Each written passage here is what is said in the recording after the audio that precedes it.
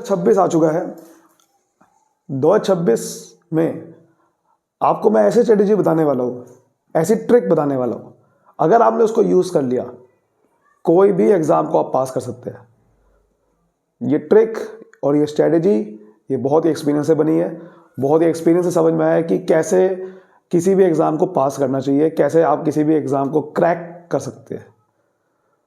मिलते हैं next video में, उसके लिए पहले चैनल को सब्सक्राइब कर लीजिए। ओ सॉरी, ठीक है। नेक्स्ट वीडियो में तो बात की, नेक्स्ट वीडियो का मतलब है अब नेक्स्ट वीडियो अब से स्टार्ट हो रही है। देखिए मुझे लगा था अब चला गया, ठीक है, बात समझिए। 2026 में 2 + 0 + 2 एंड +6 कितना हो गया? 10।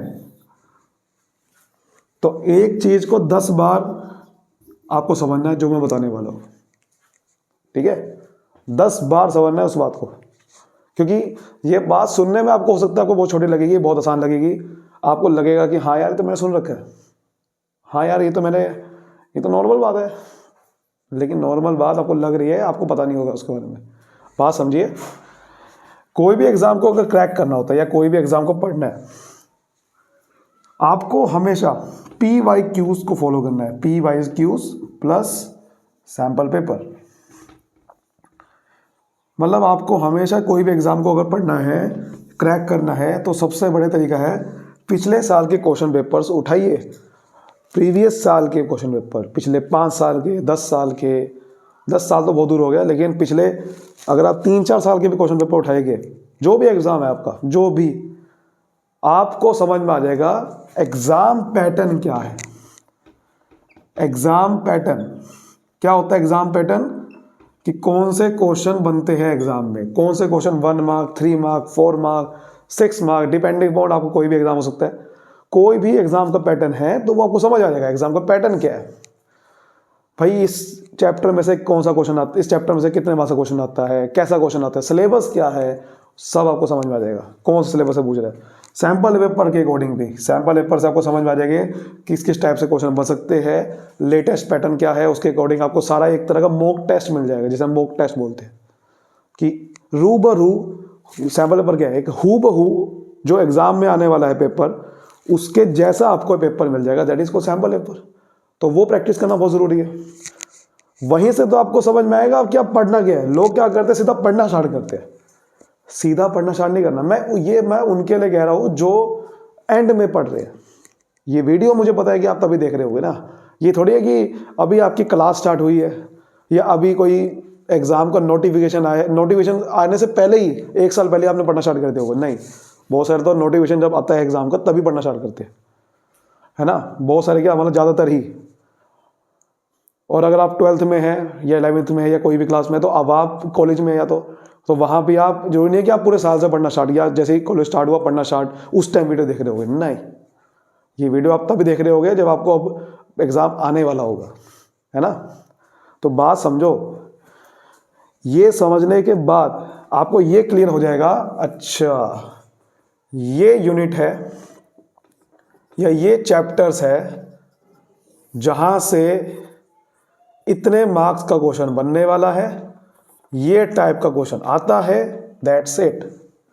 अब आपको ये करना है कि अब आपको वो चैप्टर उठाने हैं। अब आपको सब्जेक्ट जो भी है आपका, वहाँ से पढ़ना स्टार्ट करना है, बुक से या कोई भी मटेरियल से। अब आपको पढ़ना स्टार्ट करना है। ये नहीं कि आप सिर्फ पहले सीधा आपने बट स्टार्टिंग से स्टार्ट कर दिया, आपको पता ही नहीं कि भाई ये चैप्टर आते हैं, ये इंपॉर्टेंट है या नहीं है।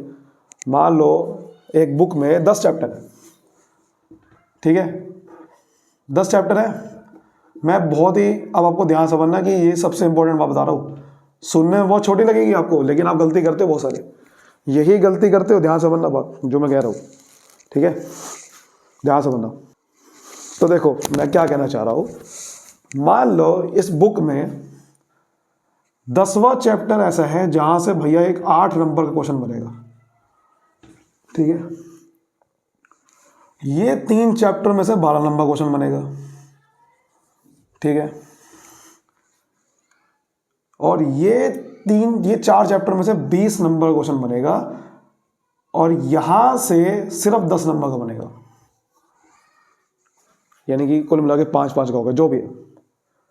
अब आपको पढ़ना स्टार्ट कैसे करना है, देखो आपको ये देखना है कि पहले आपको देखना है कि कौन सा चैप्टर पहले पढ़ा हुआ है आपने, या कोई कौन सा चैप्टर आपको आपके आपके मतलब का लग रहा है यहाँ या कहीं ना कहीं ये मुझे आता है, वो चैप्टर को पहले पढ़ना स्टार्ट करिए। और आप ये देख लीजिए, देखो पसंद है या नहीं है वो उसको भूल जाओ, मार्क्स के अकॉर्डिंग देखना आपको, क्योंकि आपको तो पास होना है। तो मार्क्स कहीं से ज़्यादा कहाँ से आ रहे हैं, आपको लग रहा है कि यार 4 चैप्टर से आ रहे हैं, 4 चैप्टर छोड़िए, 4 चैप्टर तो 20 नंबर के हैं, आप ये देखो एक ही चैप्टर 8 नंबर का है। तो यहाँ से पढ़ना स्टार्ट करो, यहाँ से, ये मैं कहना चाह रहा हूँ। इसे बोलते हैं कि आपने एनालाइज कर दिया, एनालाइज करने के बाद आपको समझ में आया कि अच्छा ये अकेला चैप्टर ही 8 नंबर का है और ये 4 चैप्टर मिला के 20 नंबर के, तो मैं तो यहाँ से पढ़ूंगा। ये 2 चैप्टर मिला के 10 नंबर के, मैं तो ये चैप्टर पहले पढ़ूंगा, क्योंकि ये एक ही 8 नंबर मुझे दिलाएगा। अब पसंद है या नहीं है उसको भूल जाओ, पसंद यहाँ पसंद नहीं चलने वाली, आपको देखना है कि कौन सा वेटेज का ज़्यादा चैप्टर है और कहाँ से क्वेश्चन इसमें से आपको पता है कि, और ये भी समझ में आता है आपको कि पिछले साल की क्वेश्चन पेपर देख देख के कि हाँ यार इस चैप्टर में से ये 2-3 टॉपिक ऐसे हैं जहाँ से क्वेश्चन ज़्यादा बन रहा है हर साल, वो पढ़ो पहले। ये जो बात बता रहा हूँ ये सबसे बेसिक बात है, बट मैं आपको बता रहा हूँ फिर भी आप गलती करते हो। बहुत से लोग पता है कैसे पढ़ना स्टार्ट करेंगे, स्टार्टिंग से पढ़ेंगे और उनको पता ही नहीं है, स्टार्टिंग से पढ़ना स्टार्ट कर दिया क्योंकि आदत खराब है, उनको आदत लगी हुई है कि पहले चैप्टर से पढ़ना स्टार्ट करेंगे। उनको यही नहीं पता, अगर उनसे पूछ ले हुआ कि मैं कि भाई पहले चैप्टर से बताना कि कौन से चैप्टर से, इस चैप्टर में से क्वेश्चन कहाँ से बने हैं, चैप्टर में से टॉपिक कौन सा इंपॉर्टेंट है, पढ़ना कैसे है, तैयारी कैसे करनी है, उस प्रैक्टिस कहाँ से करें, क्वेश्चन कहाँ से आएंगे, वो बस पढ़ना स्टार्ट करते हैं, पढ़ ही जा रहे हैं बस। यही नहीं पता उनको कि भैया ये पढ़ क्या रहे हैं, क्या कर रहे हैं। तो स्मार्ट वर्क करना है, हार्ड वर्क नहीं करना, यही मैं कहना चाह रहा हूँ, इसे बोलते हैं स्मार्ट वर्क। अब आपने देखा 10 चैप्टर पहले पढ़ूंगा, बढ़िया। फिर आपने देखा कि यार 2 चैप्टर भी 10 नंबर के हैं, कोई दिक्कत नहीं है, ये भी बहुत बढ़िया है, इन पे पहले ध्यान से देखें। अब यार ये आपको लगता है ये बहुत डिफिकल्ट चैप्टर में से है, तो ऐसा करते हैं इनको ऊपर से पढ़ लेते हैं, या फिर वो पोर्शन पढ़ लेते हैं सिर्फ ऊपर से, बाकी बना के लिख देंगे कि यहाँ से जहाँ से क्वेश्चन आ सकता है, बस ये आपने करा और काम हो गया। फिर आप आए दूसरे सब्जेक्ट में, फिर आए पास तीसरे सब्जेक्ट में, ऐसे आपको समझना है, समझ लो बात को, तो आपको क्लियर हो जाएगा इससे कि हाँ ये है तरीका, यहाँ से क्वेश्चन ज़्यादा बनते हैं। और आपको एक चीज़ और समझनी है कि प्रेजेंटेशन बहुत अच्छी करनी है अपने आप की।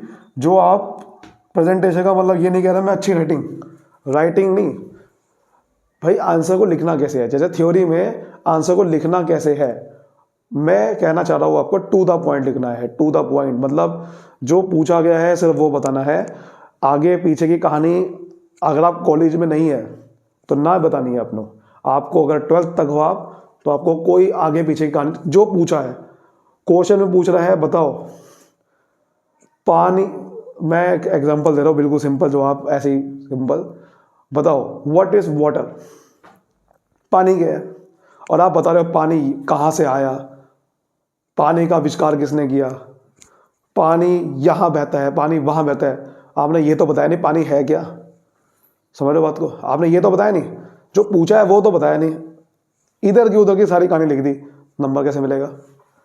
तो ये बात समझनी है आपने, समझिए, टू द पॉइंट लिखो, यही है प्रेजेंटेशन का सबसे बड़ा रूल। पैराग्राफ कम से कम बनाओ, पॉइंट बना के ज़्यादा लिखो। अगर आप चाहते हो कि मैं प्रेजेंटेशन के ऊपर एक सेपरेट वीडियो लाऊं, थ्योरी के सब्जेक्ट में कैसे लिखते हैं, तो मैं वीडियो ले आ सकता हूँ, आप मुझे कमेंट कर दीजिए, जितने ज़्यादा कमेंट आएंगे मैं जरूर वीडियो दूंगा। मिलते हैं नेक्स्ट वीडियो में, तब तक बाय बाय।